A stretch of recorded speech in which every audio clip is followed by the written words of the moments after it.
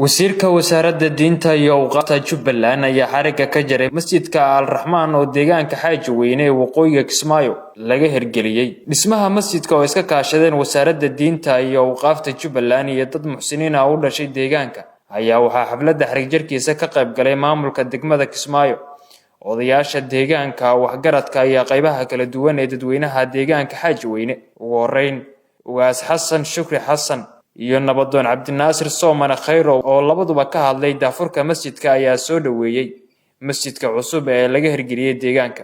ninka masaajidkan quruxda badan tuulooyinka nagu xeeran masaajidada laga dhisay noqday kii ugu qiimaha badnaa, ugu fiicnaa, ugu wanaagsanaa. ninka dhisay waxaa la yiraahdaa Maxamed Faarax Salaad ayaa la yiraahdaa. khayr Allah ha siiyo.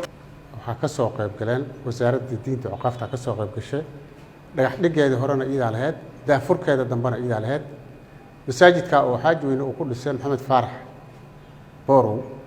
Faarax Salaad Borow uu ku dhisay wiil yar oo dhalinyaro oo fariid oo aad u fiican buu ahaa. khayr Allah ha siiyo ku dayashana mudan.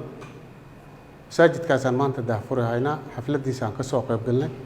waxaan rabnaa in wasaaraddii in looga dambeeyo haddii akoon u furid ahaan lahayd iyo haddii ka warqabitaan kaleba ay ahaan lahayd wasaaraddii hor u dhagax dhigtay yaa haddana dib u daafurtay. masaajidkaas waa lagu tukanhayaa dadkana inay ku da'daan. masaajidka weli qaybo badan baa ka dhiman sida kutubadii iyo ilaahay waa ku roon yahay geedihii tallaalka ahaa dayactir badan baa ka dhiman. laakiin intiisa badan ninkaasaa soo dhisay. khayr Allah ha siiyo waan u duceynaynaa Allah barakeeyo. gudoomiye ku-xigeenka arrimaha bulshada degmada Kismaayo Najiib Barre Salaad ayaa kula dardaarmay dadka deegaanka inay mudnaan gaar ah siiyaan ilaalinta iyo soo camiridda masjidka. masaajidoona quruxsan leedin dhisay in alaal intii dhistay waxaan Ilaahay kaga baryaynaa in miisaankeeda xasanaad uu kabo.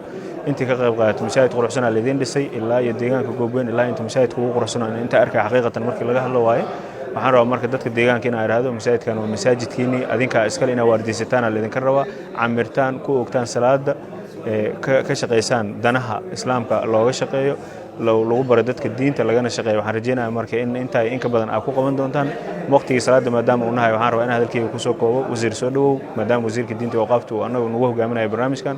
waxaan leeyahay marka dadka deegaanka Xaaji Weyne waxaan ka rajeynayaa in masaajidkan ay ilaashataan ku barataan diinta islaamka.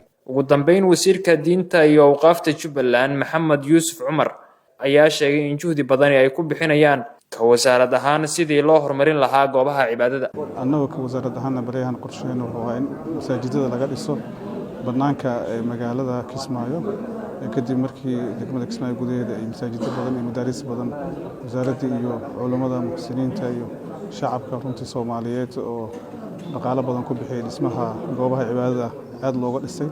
qorshaha runtii sanadkan 2024 wuxuu yahay in masaajidada iyo madaarista loo gudbiyo deegaanada ka baxsan runtii magaalada Kismaayo.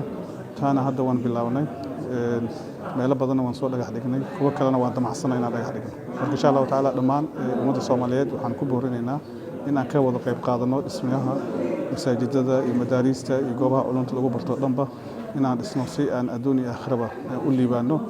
sidaan ognahay goobaha maadiga wax lagu bixiyaa juhdi badan iyo dhismo badan iyo waqti badan. marka waxaan rabnaa insha Allah taala in goobaha runtii arrimaha diinta iyo horumarintooda aan ku bixino juhdi badan dawlad ahaan iyo shacab ahaan dhammaan aan iskugu tagno.